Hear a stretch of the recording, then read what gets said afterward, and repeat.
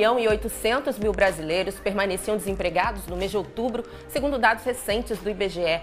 Estamos falando de pessoas com diferentes níveis de formação e também experiência profissional, enfrentando aí o mais longo quadro de desemprego da história do nosso país. Ansiosas pela volta ao mercado, algumas aceitam trabalhar em cargos inferiores e recebendo salários menores, ou seja, elas se submetem ao downgrade ou rebaixamento de carreira. Vamos entender melhor o que isso quer dizer com Emerson Dias. Ele é da Associação Nacional dos Executivos de Finanças, Administração e Contabilidade. Tudo bem, Emerson? Tudo bom, Eliane? Obrigada por participar do Conexão. Explique pra gente, isso significa dar um passo atrás na carreira? O downgrade de carreira, ele pode ser interpretado exatamente como isso, né? É dar um passo atrás na sua carreira. A grande questão é, este passo atrás, ele é estratégico, ele é uma opção ou ele é por necessidade? E aí, essa diferença, então. Exatamente. Quer que eu fale um pouquinho sobre essas três? Pode explicar, então, cada uma. Tá legal. Bom, eu considero quando ele é um downgrade estratégico, é aquele que você dá dois passos atrás, você dá um passo atrás, querendo dar dois passos à frente.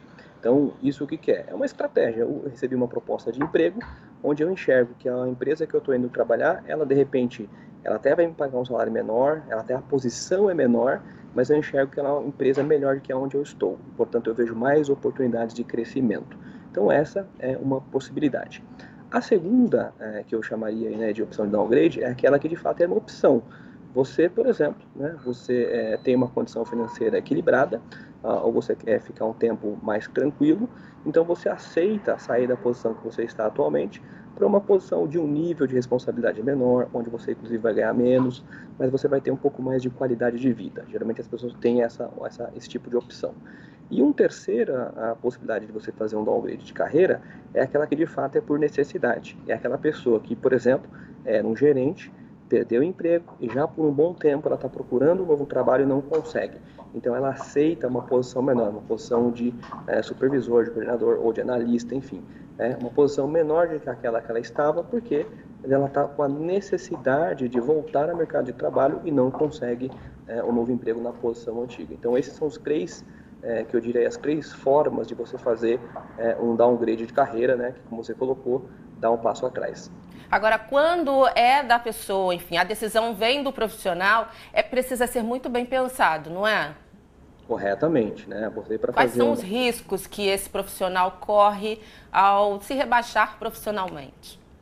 Então, você pode gerar é muito importante o que você colocou, porque é o seguinte, as pessoas se não planejam, elas podem ter uma grande decepção. Por quê? Elas acreditam que elas vão, por exemplo, abrir mão de uma pressão ou abrir mão de um nível de responsabilidade que elas não querem mais, e elas acham que com um nível menor, uma posição mais tranquila, elas vão encontrar felicidade. E muitas vezes acabam encontrando uma grande decepção. Por quê?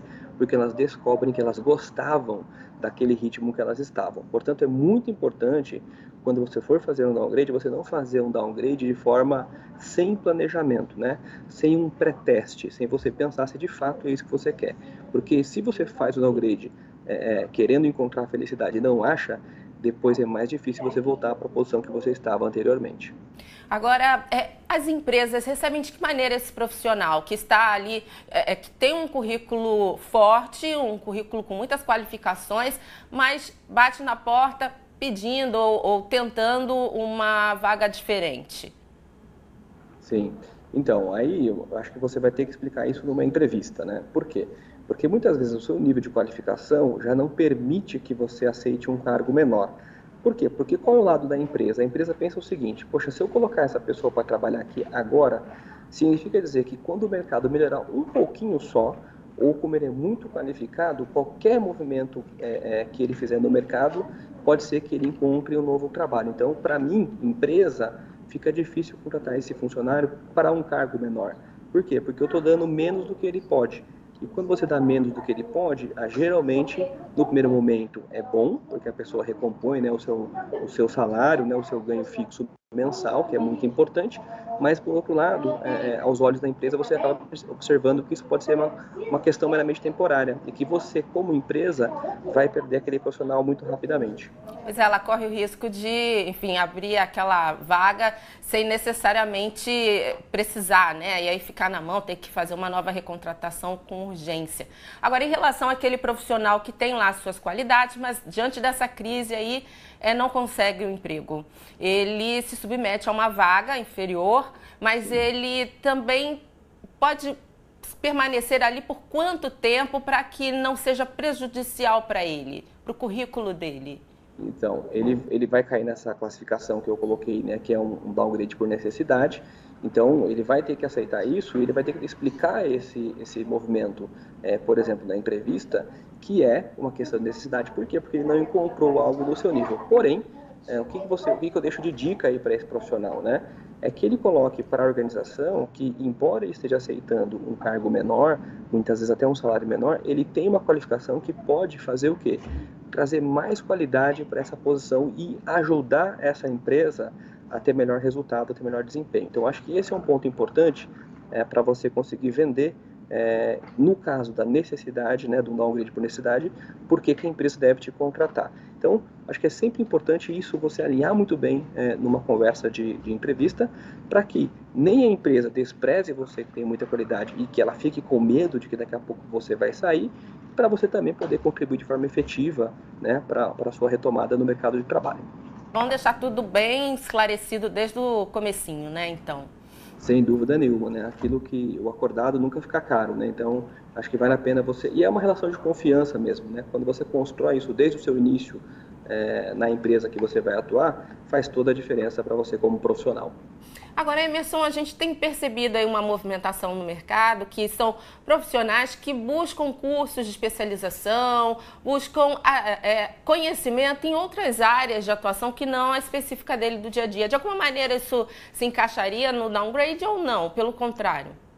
Eu acho que ele até pode se enquadrar numa questão de downgrade, no sentido de que se você precisar, você vai estar apto a fazer aquela atividade também. Por outro lado, esse profissional que está buscando se qualificar em áreas diferentes da que ele está no momento, eu entendo que ele está fazendo o que é correto, que é o quê? Abrir o leque de opções. Porque muitas vezes o downgrade acontece porque a função deixou de existir, né? Imagina que, por exemplo, você trabalha com um tipo de tecnologia e aquela tecnologia foi melhorada, né? Teve um upgrade, olha aí, o contrário do downgrade, né? Teve um upgrade e a sua função deixou de ser necessária, porque simplesmente aquele tipo de conhecimento não é mais importante. Então, se esse profissional ele tem uma outra competência que ele foi trabalhando ao longo desse período, ele tem mais opções, ou seja, ele aumentou o range de possibilidades de trabalho. E isso é algo extremamente importante no momento que a gente vive, né, de transformação tecnológica. Quanto mais flexibilidade, quanto mais competências eu tiver, maiores aumentam as minhas chances de trabalho. Tá bom, a gente já caminha para o final da entrevista. Eu gostaria que você reforçasse mais uma vez em qual momento você realmente não aconselha esse passo atrás dos profissionais, para que eles fiquem atentos, até porque estamos em crise, não podemos arriscar, né, nossos postos. Sem dúvida nenhuma. Eu acho que o downgrade, quando ele é por opção, ele tem que ser muito bem planejado, né? Você tem que ter um acompanhamento, talvez até clínico, né, para saber se você de fato tem condições. Muitas vezes você vai perder um plano de saúde que é um plano de primeira linha, enfim, você tem que estar muito bem preparado para tomar essa decisão de um downgrade por opção. Nos casos de downgrade por estratégia, também é preciso mensurar bem essa oportunidade que você está enxergando. Talvez você pode estar pensando que é algo importante, que é algo que vai ajudar você, mas talvez não é. Então vale a pena você se aconselhar para ver se as outras pessoas também estão enxergando aquela oportunidade que você está enxergando, ou se não, você está de fato equivocado. E já quando for um downgrade por necessidade, aí eu acho que vale a pena você sempre deixar muito claro o porquê desse downgrade e o quanto você pode agregar para aquela vaga de trabalho e principalmente, né, cumprir com a palavra, né, cumprir com o teu acordo de que você vai de fato ajudar a organização e não é meramente ali um trampolim para até você achar alguma coisa melhor, e aí você, né, faz aquilo que muitas vezes as pessoas criticam enquanto indivíduos, né, que é abandonar o seu posto de trabalho e deixar o pessoal da empresa na mão. Tá bem. Emerson, dicas passadas, agradeço muito a sua participação no programa. Até a próxima. Até a próxima, Eliane. Tchau.